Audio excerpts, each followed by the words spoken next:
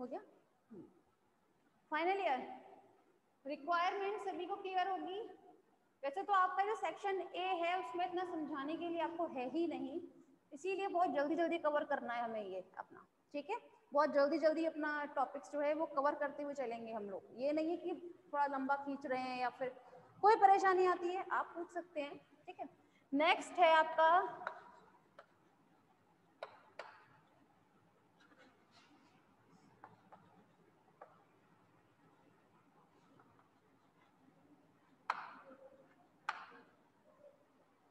हाँ भाई drainage management. Drainage management में क्या होता है? ड्रेनेज मैनेजमेंट मीन होता है आप जहां से, भाई आपको अगर सेरिकल्चर करना है, ठीक है, तो आप क्या करेंगे? या तो आप जहां पर इस चीज का काम होता होगा, सेरिकल्चर का काम होता होगा, आप वहां उन लोगों से मिलेंगे, आप कहेंगे भाई मुझे भी करना है सेरिकल्चर का काम स्टार्ट, अब आप बताइए मुझे क्या करना चाहिए, कहाँ से मुझे एग प्रोवाइड होंगे, किस तरह से उनकी रियरिंग करनी है, किस किस चीज की रिक्वायरमेंट रहती है, आप मुझे प्लीज पूरा प्रोसीजर एक बार में बताएं, ठीक है? या फिर आप क्या जाएंगे, आप एक मार्केट में जाएंगे जहां पर इसके सीड्स अवेलेबल रहेंगे, ठीक है? आप वहां से क्या लेकर आएंगे? सीड्स लेकर आएंगे। यहाँ सीड्स मीन है एग। या तो आप लोग भाई जानते हैं ऑलरेडी, आप बायो के स्टूडेंट्स हैं, आप लोगों को पता है कि हाँ हमें किस तरह से इन सब की रियरिंग करनी है, किस किस चीज़ की रिक्वायरमेंट करनी है, हमें किसी चीज़ की जानने की जरूरत नहीं है। आप डायरेक्ट मार्केट जाते हैं, मार्केट से आप सीड्स ले आते हैं, सीड्स मीन एग ले आते हैं।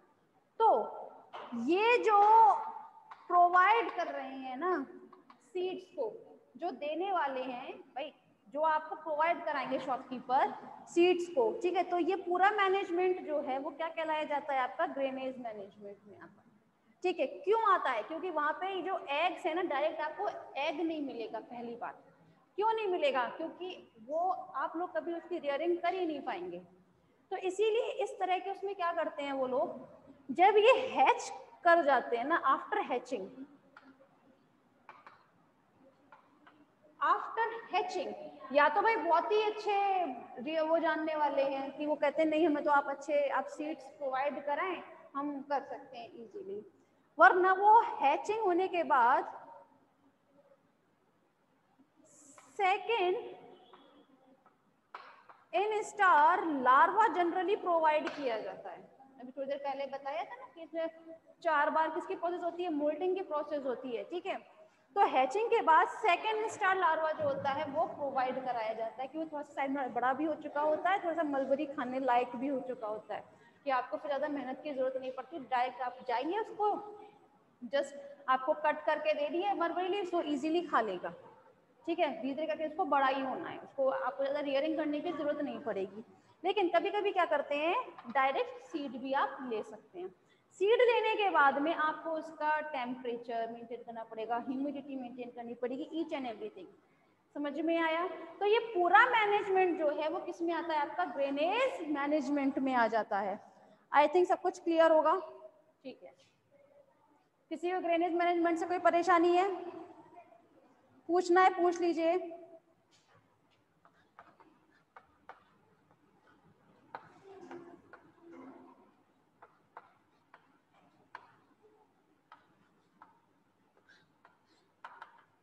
रियरिंग मेथड पर आ जाइए अब आप। रियरिंग मेथड मीन आपको अब जो आप लेकर आए सेकेंड स्टार लार्वा, अब आपको इनकी रियरिंग करनी है, ठीक है? रियरिंग मीन रहता है आपको इनकी देखभाल करनी है। अब वेरी गुड बच्चे, वेरी गुड। यहाँ पर आपको क्या करना है? इनकी रियरिंग करनी है, जस्ट इनकी देखभाल करनी है। आप लेकर आए आपका सेकेंड इन स्टार लार्वा, आपने क्या करना है? फिर इनके सामने मलबरी लीव्स रखनी है, लीव्स प्रोवाइड कराई आपने, तो धीरे धीरे ये किस में कन्वर्ट हो जाएगा? आपका मैच्योर लार्वा में कन्वर्ट हो जाएगा, और उसके बाद वो कोकून बनाएगा। कोकून बनाने के बाद आपको आपके रिक्वायरमेंट्स के अकॉर्डिंग उन सभी को लेना है, और आपको कोकून से क्या मिल जाएगा? आपको सिल्क, ठीक है? यहाँ पर आपके पास 2 ऑप्शन रहेंगे, या तो आप उनसे सिल्क थ्रेड ले लीजिए, अदरवाइज आप यहां से मेल फीमेल ले लीजिए। क्योंकि यहाँ से जो मेल फीमेल भी बनेंगे भाई वो नेचुरली डेवलप नहीं हो सकते, उनको डेवलप कराने के लिए बहुत रियरिंग की जरूरत होती है। तो आप लोग चाहें तो जब फर्स्ट टाइम जाते हैं तो क्या करेंगे, या तो उनको डायरेक्ट सेल्फ फेड में करवा ले कन्वर्ट, उनके कोकून को डायरेक्ट आपने फ्यूमिगेशन की प्रोसेस कराई, अदरवाइज उन्हें हॉट वाटर में डाला तो क्या होगा, आपको डायरेक्ट सेल्फ फेड मिल जाएंगे। अदरवाइज आप क्या कर सकते हैं, उनको मेल फीमेल में कन्वर्ट करा लीजिए। मेल फीमेल में आप कन्वर्ट कराते हैं तो आपको फिर और ज्यादा सीड मिल जाएंगे इजीली, ठीक है। और जैसे ही आपको सीड मीन एग्स मिल जाएंगे फीमेल के थ्रू, ठीक है, तो आपका जो सेरिकल्चर की प्रोसेस है वो इजीली हैंडल होती चली जाएगी टाइम टू टाइम, ठीक है। किसी को इससे रियरिंग से परेशानी है तो पूछें आप, नहीं तो चलो जान लेते हैं अब।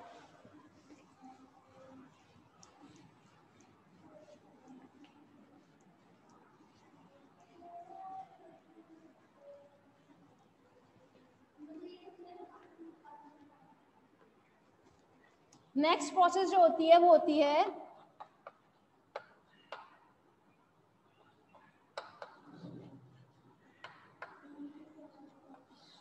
स्टिफलिंग की प्रोसेस। स्टिफलिंग में क्या करते हैं हम लोग, जो अभी थोड़ी देर पहले बताया था कि इसमें हम कोकून लेंगे, उसे हॉट वाटर अदरवाइज फ्यूमिगेशन की प्रोसेस कराएंगे हम यहाँ पर इन्हें। किसकी प्रोसेस कराएंगे, हॉट वाटर या फिर फ्यूमिगेशन की प्रोसेस कराएंगे।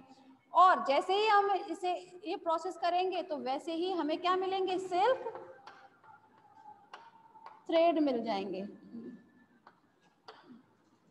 सिल्क थ्रेड मिल जाएंगे, ठीक है। ये जो यहाँ पर सिल्क थ्रेड है, ठीक है, हमें यहाँ पर सिल्क थ्रेड मिल गया। अब इसके बाद जो प्रोसेस आती है वो आती है रीलिंग की प्रोसेस। किसकी प्रोसेस आएगी, रीलिंग की। नाम से ही पता चल रहा है यहाँ पे क्या आपको मिलेगा, रील, ठीक है। हाँ, यहाँ से हमें क्या करना है, इनको रील करना है, उनको एक उसमें बांधना है, ठीक है। किस तरह से बांधेंगे, सबसे पहले हमने जब ये सिल्क थ्रेड लिया तो उसे हम किसी एक जगह कलेक्ट करेंगे। जैसे ही हमें ये सिल्क थ्रेड मिला था, चले, ठीक है, इसे हम जानते हैं रॉ सिल्क के नाम से, ठीक है। किस नाम से जानते हैं, रॉ सिल्क के नाम से जानते हैं हम, ठीक है। अब ये रॉ सिल्क जो है, अब इसे हम, आपको थोड़ी देर पहले बताया था कि क्या करते हैं जनरली, कि ये रॉ सिल्क जो है ये आपको जस्ट अभी कुछ भी नहीं किया हमने, जस्ट लेकर आए हैं और उसको रील कर लिया है, तो ये हम किस नाम जानते हैं, रॉ सिल्क के नाम से। अब हम इस रॉ सिल्क पर कुछ केमिकल से इन्हें हम वॉश करते हैं, भाई इनके उसमें जो यूज किए जाते हैं तो केमिकल से इन्हें हम धोते हैं, क्योंकि रॉ सिल्क है, ये बहुत कच्चा सिल्क है, जिन्हें टूट भी सकता है या जो भी कुछ, ठीक है। उसके बाद हम इन्हें हार्ड सिल्क में कन्वर्ट करते हैं, ठीक है। किस में कन्वर्ट करते हैं इन्हें हम, थोड़ा सा रॉ सिल्क से ये इजीली केमिकल से वॉश करने के बाद थोड़े अच्छे, और कमर्शियल वे में हम इन्हें बना रहे हैं ना, तो कमर्शियली वे में ये बहुत अच्छे हो जाते हैं, ठीक है। तो यहाँ से हमें बहुत अच्छा सिल्क मिल जाता है। अच्छा, अभी थोड़ी देर पहले बताया कि अगर हम यहाँ पर हॉट वाटर या फिर फ्यूमिगेशन की प्रोसेस अप्लाई नहीं करते हैं तो जनरली क्या होता है कि उसमें से मेल फीमेल निकल आते हैं, भाई मेल फीमेल आ जाएंगे, तो कोकून जो था वो एक तरफ से रैप्चर हो जाता है और ये जो थ्रेड थे वो छोटे छोटे छोटे छोटे उसमें आ जाते हैं। तो अब क्या करते हैं, हम इन थ्रेड को भी उठाते हैं, इन थ्रेड को भी लेकर हम इन्हें अच्छे से इन पर प्रोसेस करते हैं और इनको एक बड़े थ्रेड में कन्वर्ट करते हैं। भाई एडिशन की प्रोसेस भी इनमें हम कर सकते हैं, इनको हम इजीली, इन सब चीज़ों के लिए भी इनके पास सारे चीज़ एपरेटस मौजूद रहते हैं। तो इन छोटे छोटे थ्रेड को भी ये क्या काम करते हैं, एक लार्ज थ्रेड में कन्वर्ट कर लेते हैं और इस टाइप से जो हमें सिल्क मिलता है उसे हम बोलते हैं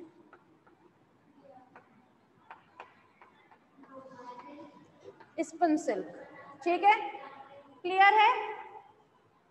यहाँ पर रीलिंग की प्रोसेस में जो आपको थ्रेड मिला था कोकून से, ठीक है, वो डायरेक्ट हम क्या कहलाते हैं, रॉ सिल्क, वो अभी कच्चा रहता है। लेकिन जब हम रॉ सिल्क को केमिकली वॉश करते हैं तो वॉश करने के बाद जो हमें सिल्क मिलता है वो आपका बहुत शानदार, बहुत अच्छा कमर्शियली सिल्क हमें यहाँ पर मिल जाता है। लेकिन कभी कभी अगर इसमें से कोकून में से आपके मेल और फीमेल आपके आ जाते हैं बाहर और आपका कोकून जो है वो रैप्चर हो जाएगा वन साइड से, तो क्या होगा, ये जो थ्रेड थे वो छोटे छोटे पार्ट्स में डिवाइड हो जाते हैं। तो जैसे ही ये छोटे छोटे पार्ट्स में डिवाइड होंगे तो इन छोटे छोटे ये जो थ्रेड हैं इनको भी हम क्या काम करते हैं, यूज में लेते हैं और इनको एक छोटे पार्ट से बड़े पार्ट में कन्वर्ट कर देते हैं। और जैसे ये कन्वर्ट हो जाता है तो क्या होगा, इस हम जो हम सिल्क बोलते हैं किस नाम से जाना जाता है, वो स्पन सिल्क है। थोड़ा सा एक अच्छे सिल्क की अपेक्षा थोड़ा सा सस्ता सिल्क होता है ये, इसीलिए आपने देखा होगा जो सिल्क की साड़ियाँ आती हैं उनमें बहुत वेरिएशन रहता है जनरली, कुछ तो बहुत ही ज़्यादा कॉस्टली होती है, कुछ थोड़ी ठीक ठाक रेंज में भी आती है ना। तो ये सिर्फ इन्हीं सब चीज़ों के अंतर में आ जाती है, अदरवाइज और कोई डिफरेंस नहीं रहता है। तो यहाँ पर समझ में आया, सब चीज़ क्लियर है, किसी को कोई परेशानी तो पूछ लीजिए। नहीं, पहले एक बार एक काम करते हैं, आपका वो देख लेते हैं,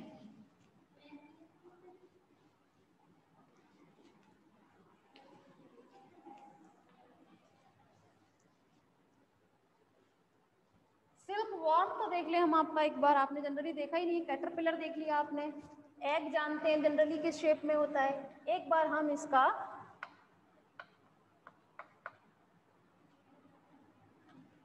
सिल्क वॉर्म देख लेते हैं इसका, ठीक है। तो सिल्क वॉर्म कैसा रहता है, adult silk worm, बोमैक्स mori.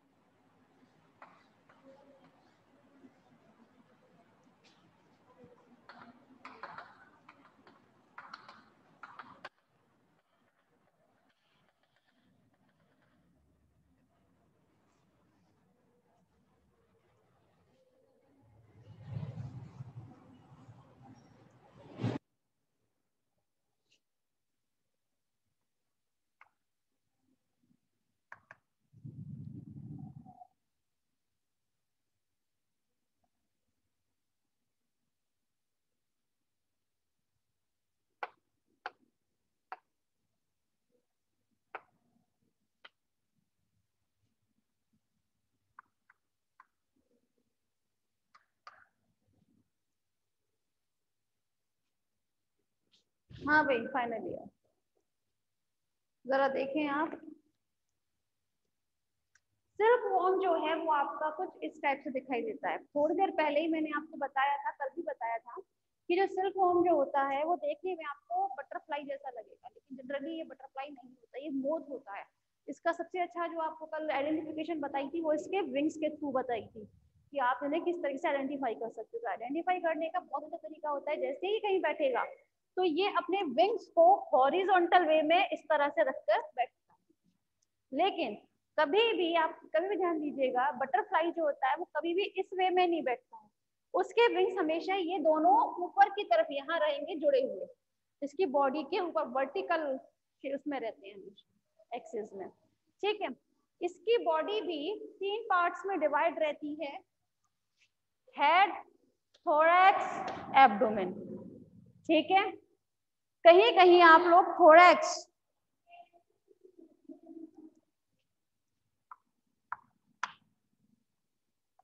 Head, thorax and abdomen, 3 parts में इसकी बॉडी डिवाइड रहती है। हेड में जो होता है उसमें आपके 1 पेयर एंटीना प्रेजेंट रहते हैं, साथ में कंपाउंड आई पाई जाती है भाई, कंपाउंड आई। ठीक है, कंपाउंड, ये डी लिखा है क्लास, टी नहीं है। कंपाउंड आई प्रेजेंट रहती है इसके हेड में और साथ में एंटीना पाए जाते हैं, एंटीना प्रेजेंट रहते हैं। जबकि थोरैक्स में से यहाँ पर 2 पेयर विंग्स पाए जाते हैं, 2 pair wings and 3 pairs legs present रहते हैं। ठीक है, क्या क्या प्रेजेंट रहेगा? 2 pair wings and 3 pair legs. भाई एक बात बताएं, कल आपको बताया था ना आइडेंटिफिकेशन ऑफ इंसेक्ट क्या था, आप किस तरह कैरेक्टर क्या था, स्पेशल कैरेक्टर उसका वो था 3 पेयर्स ऑफ लेग्स, वो प्रेजेंट रहते हैं। और वो भी कहाँ प्रेजेंट रहते हैं? आपके थोरैक्स में। थोरैक्स मिडिल का पार्ट होता है जो हेड और एब्डोमेन के बीच में आता है। ठीक है, एब्डोमेन नॉर्मल रहता है, यहाँ पर आपके और भी बॉडी पार्ट्स रहते हैं। ठीक है, यहाँ पर आपको जस्ट ये आउटर वो देखना है। अगर हम बात करें इसके हेड की, ठीक है, वहां पर एक प्रोबोसिस प्रेजेंट रहता है इसमें, हेड में प्रोबोसिस पाया जाता है। प्रोबोसिस मीन होता है, ये एक माउथ पार्ट होता है प्रोबोसिस। ठीक है, प्रोबोसिस इसमें प्रेजेंट रहता है इसके हेड में। ठीक है, साथ में मैंने लिखा है कंपाउंड आई प्रेजेंट रहती है। अच्छा, कंपाउंड आई से याद आया क्लास, आप लोगों को पता है what is the difference between compound eye and a normal eye? जानते हैं कोई भी कंपाउंड आई और नॉर्मल आई में क्या डिफरेंस रहता है? नहीं जानते? तो चलो बता देते हैं एक बार। हम यहाँ बात करेंगे कंपाउंड आई की। ये वो क्वेश्चन है जो जनरली आपके एग्जामिनर भी पूछ लेते हैं, कंपाउंड आई क्या होती है। एक्चुअली कंपाउंड आई में आपके